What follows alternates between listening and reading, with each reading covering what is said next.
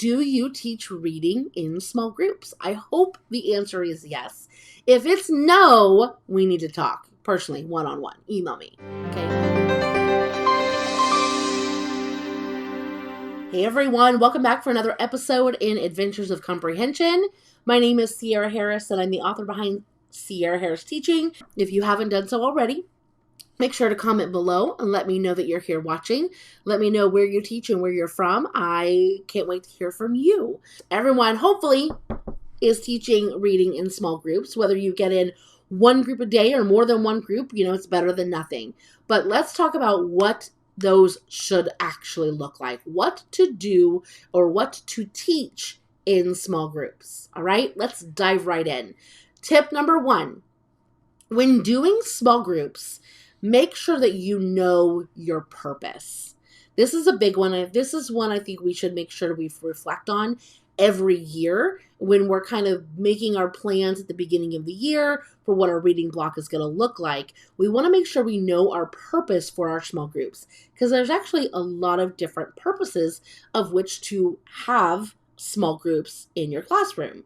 It could be for teaching, like new information. It could be for reteaching old information. It could be for assessment. It could be for goal setting. So right there are basically the 4 main reasons. But all 4 of those are vital, important to the success of your reading instruction in classroom. So you kind of need all 4. So having and creating the best reading block schedule and finding a balanced schedule that allows you to get all of those in the most accessible way is the best way to start off your year. All right, diving into number 2 is small groups. This is a big one. Small groups should only come after solid whole group instruction. If you think about it, right? We have whole group where we teach the information, and then small group really is where we should then better that information, fill in the holes and the misconceptions that we have. So think of it this way. Small group should be what we call tier 2 instruction. Think of a ladder, it's the second step down, all right? It should come after tier 1 instruction, which is grade level instruction. So there are technically 3 tiers. Grade level instruction. Tier 2 is like small group interventions, reteaching, things like that. And then tier 3 instruction is your more like specified, identified students who need like pull out small group for special education or for Title I, for specific IEPs, for speech, things like that. That's tier 3. So you have tier 2 instruction needs in your classroom at all times, okay? But if we are not providing adequate grade level instruction in our classroom, then tier 2 groups can't truly grow and learn the way they should.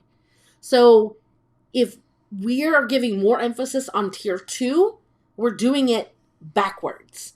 We need to make sure that in our class time for our reading instruction, that we have adequate time to teach our whole group instruction, grade level instruction, and that is strong and rigorous instruction. Then our tier 2 groups will fall into place more nicely. What's going to happen is you're going to find that you fill a lot more holes if you focus more on your instruction at tier 1. Then tier 2, you're going to find that you need to actually do less work in tier 2.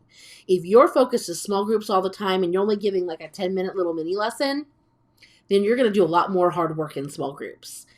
Make sure your priorities are tier 1 instruction, give it adequate time, at least 25 minutes, if not 30, and then move on to tier 2, which is your small groups. All right, here's another tip. Small group materials. We're going to talk about small group materials now. Small group materials should never be repeated from one group to another. when I started teaching in small groups, this is what it looked like. And I just want to like go back in time and smack my hand right there. Well, what happened is I would teach whole group, and then we would get into centers, right? I would be a center, and there would be 3 others. And we would rotate like every, 20 minutes, 15 minutes, something like that. But what would happen in my group was I'd have the same activity, basically copy paste over and over again. It would be the same activity. Boom, do it again. Boom, do it again. Boom, do it again. That's not small group. That's whole group times 4. That really should not be happening. If you are doing the same exact activity multiple times, just teach it in whole group. Then if you need to see who needs to be pulled for a small group on that specific concept, then you can pull a small group from that. But never should there be a repeat of one small group to another. Now, the only exception of this, of course, is if you have truly 2 groups who are on the exact same level and need the exact same thing. Okay, now that potentially could happen. You could have 8 kids who need the exact same thing. I get it. Pull one group for 4, another group of 4, you do the exact same lesson. Okay, but that's rare, right? That's really rare. Really, 8 students probably don't need the exact same lesson. They may have the exact same skill deficiency. Maybe they're all struggling with main idea. But when you really drill down and look at the misconceptions that your students have in every skill, then I bet these 4 students, maybe they're struggling with identifying supporting details. These 4 students are struggling with actually stating the main idea. See how those are 2 totally different lessons? Even though we've got students who have the same standard in need, it should not be a copy-paste lesson.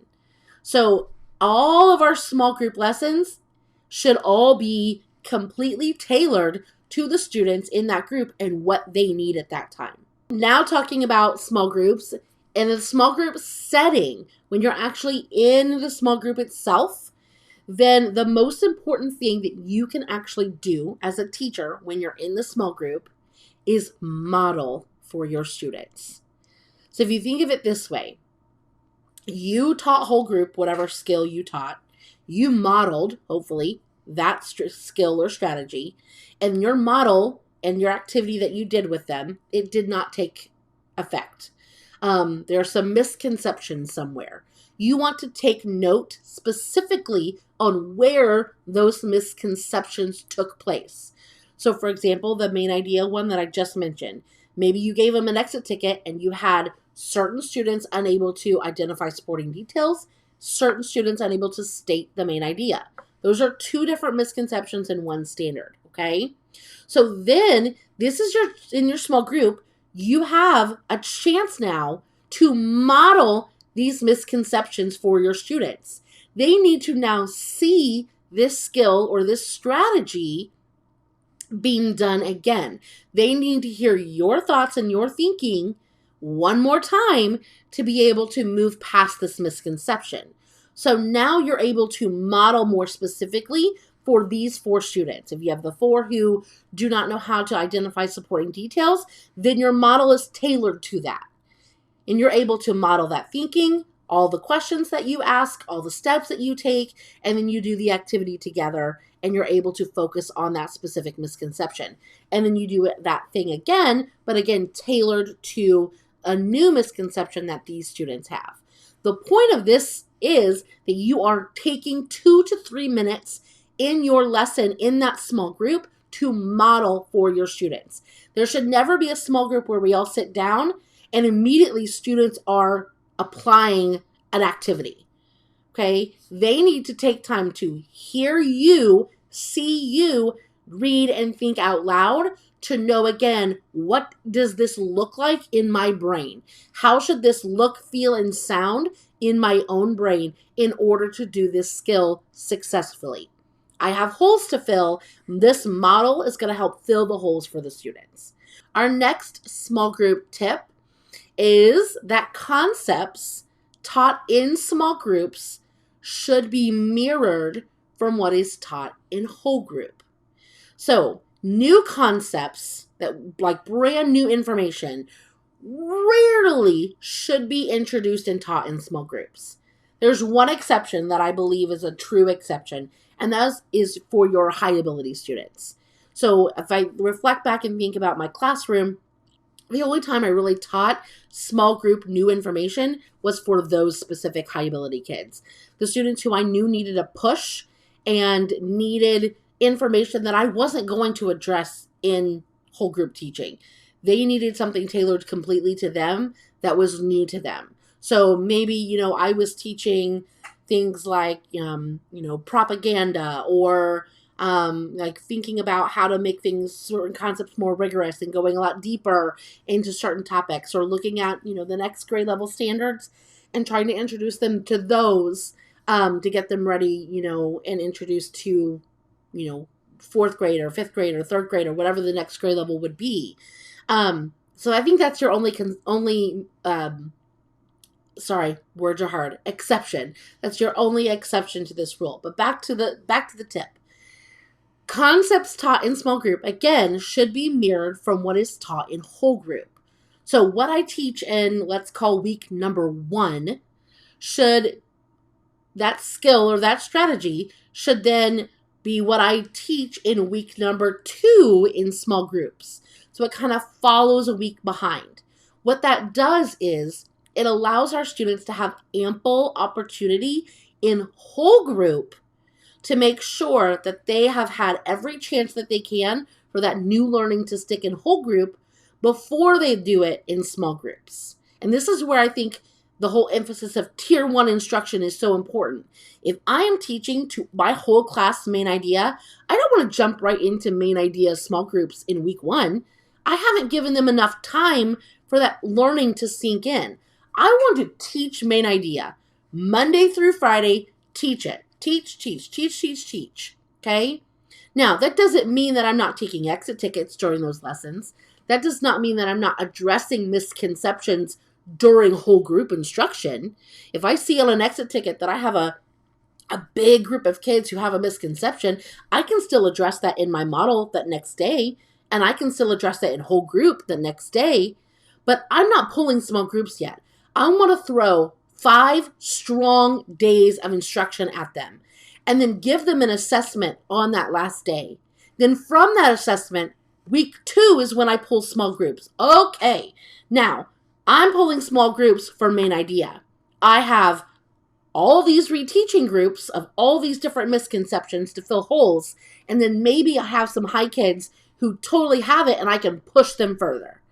And then in whole group week 2, I'm doing a brand new concept. So it just kind of spirals back like that. That is the most efficient and effective way to make sure that you are using your time and your students' time wisely.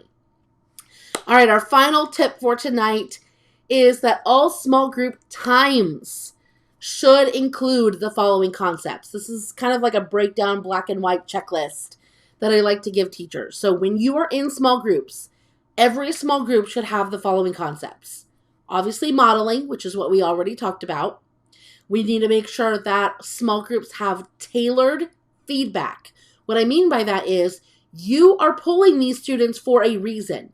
You should know said reason, and you should communicate said reason.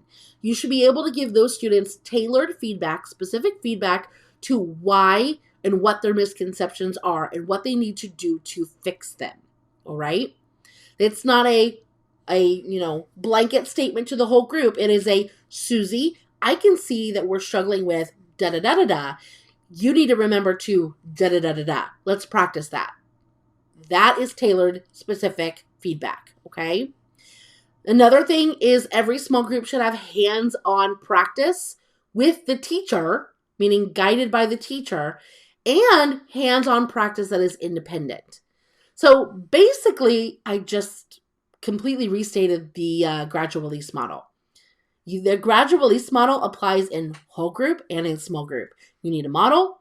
You need to do something with the students. Like if you're reading a text and identifying whatever, then you need to do that with them. And then they need a chance to do it on their own to see if they can apply the learning that they did in that small group independently.